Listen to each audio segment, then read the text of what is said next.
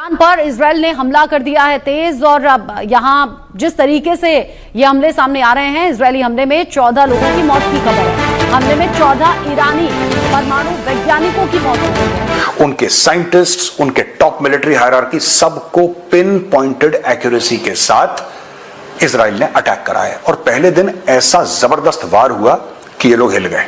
हमें किसकी साइड लेनी पड़ेगी? एक तरफ इजराइल हमारा डिफेंस पार्टनर, टेक्नोलॉजी का पार्टनर है। जितनी हाई टेक टेक्नोलॉजीज भारत में आती हैं वो इजराइल से आती हैं। और जब हमें सर्जिकल स्ट्राइक करनी होती है, प्रिसीशन स्ट्राइक, इजराइल हमें सिखाता है वो कैसे करना है। तो हिंदुस्तान की पॉलिसी है दोस्ती की, उसकी जंग की पॉलिसीज नहीं है। आप पिछले 20, 30, 40 सालों में निकाल के देखें कि हिंदुस्तान ने कितने मुल्कों के साथ जंग लड़ी है या कितने मुल्कों को ब्लैकमेल की है। देखें, तरक्की जो मुल्क करते हैं उनकी कामयाबी ये होती है कि वो जंगों की तरफ नहीं जाते। लोगों को, जिनको आपने ये बता रखा है कि खुमैनी खुदा है, जिनको ये बता रखा है कि भाई ईरान के ऊपर कोई बाल भी बांका नहीं कर सकता ईरान का, जब आपने ये सब स्टोरी सुनाई है और वो बोलेंगे बाल भी बांका नहीं कर सकता, तो नाच रहे हैं हमारे घर के ऊपर इनके 200 फाइटर प्लेन, यार ये कैसे आ गए यहाँ पे? तो आपको कुछ ना कुछ स्टोरी सुनानी पड़ेगी। काफी बड़ा हमला इजराइल की तरफ से, जिसमें बकौल इजराइल के जो उनके मिलिट्री है उनके मुताबिक 200 फाइटर जेट्स ने इस ऑपरेशन लाइन में जो है वो हिस्सा लिया। इजराइल और ईरान लड़ रहे हैं, लेकिन अगर हम कर्टन्स को हटा दें तो आपको दिखेगा कि ये ईरान और इजराइल की लड़ाई कभी थी ही नहीं। ये अमेरिका और ईरान की लड़ाई है।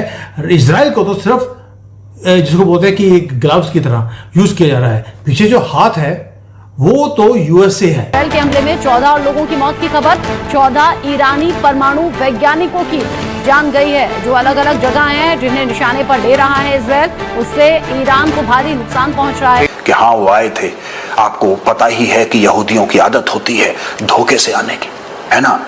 रात के अंधेरे में कौन आता है? रात के अंधेरे में चोर आता। अब यही स्टोरी इन्होंने फारसी में सुनाई, जो बिलावल भुट्टो वहां पे टूटी फूटी अपनी उर्दू में सुना रहा था। अब यही स्टोरी ईरानी अपने लोगों को फारसी में सुनाते हैं कि रात के अंधेरे में कौन आता था। ठीक है। Israel has said its strikes have killed top generals and other senior scientists and experts involved in Iran's nuclear program. Or before Sunday strike, Iran's UN ambassador had said 78 people were killed. 78 लोग मार दिए। और लोगों का कहना है कि आज तक का अगर कैलकुलेट करें, आज संडे, हम संडे को रिकॉर्ड कर रहे हैं, अगर आज तक का कैलकुलेट करें 100 से ऊपर ईरानी मर चुके हैं according to Iranian state media. 100 से ऊपर लोग अपने मर चुके हैं। और दोस्तों, जहां तक टॉक्स होने वाली थी ओमान में, ये between the US and Iran and all that, ये टॉक्स होने वाली थी regarding the Iranian nuclear programme. अब वो टॉक्स तो कहां ही होंगी, अब तो जंग की हालत है, तो टॉक्स हो गई हैं कैंसिल, ऐसा ओमान ने बोला है। दोस्तों, ये जो किरिया पे अटैक हुआ है ना, this is an attack on the heart of Israel. Israel इसको माफ नहीं करेगा और पूरे मिडल ईस्ट में इसकी आग लगने वाली है। अब देख लेना, मेरे जो वर्ड्स हैं आप प्लीज नोट इट डाउन।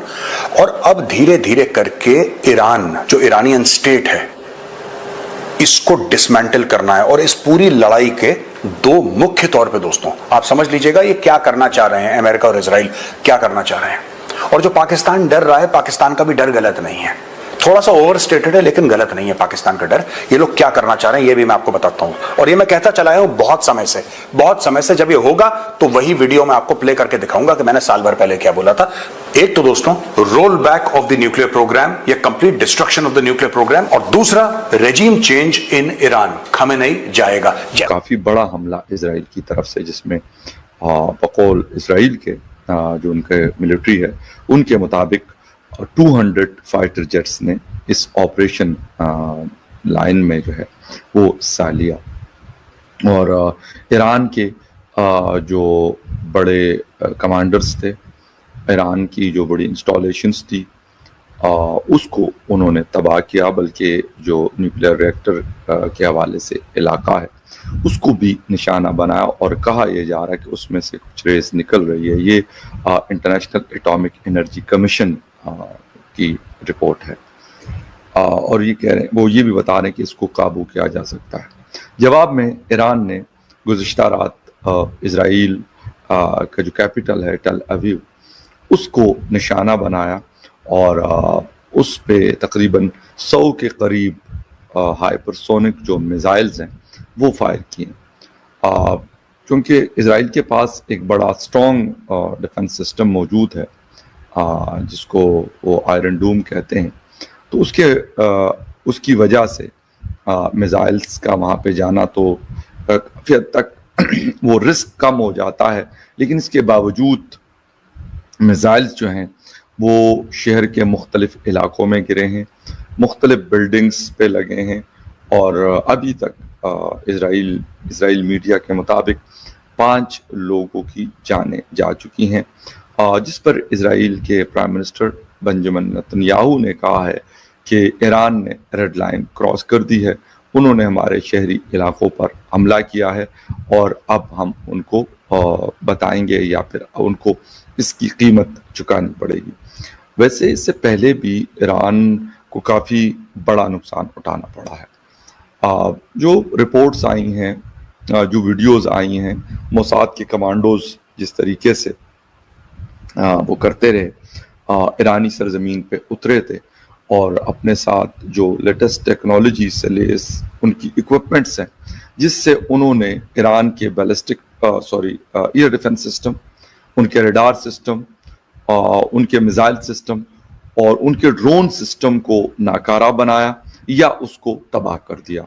उनके जो मिसाइल लॉन्चर्स थे जो फाइटर जेट्स के खिलाफ मतलब काफ़ी इफेक्टिव काम कर सकते थे, उसको उन्होंने पहले तबाह किया और उनके जो बड़े सरबराहां थे उनके मिलिट्री के, उन ऑफिसर्स को उन्होंने सफाया किया, उनके न्यूक्लियर साइंटिस्टों को मार डाला और उसके बाद उन्होंने जो इजराइल की एयरफोर्स है उन्होंने जाहिदान में, तबरेज़ में, तेहरान में और मुख्तलिफ इलाकों में बड़े हमले किए और उसकी वजह भी यही थी कि उनके पास क्योंकि रोकने का कोई सिस्टम उस वक्त मौजूद नहीं था, क्योंकि उसको ऑलरेडी इजराइल ने तबाह किया। तो इसलिए ये जो हमला इजराइल ने किया उसको बड़ा प्लान करके उन्होंने किया।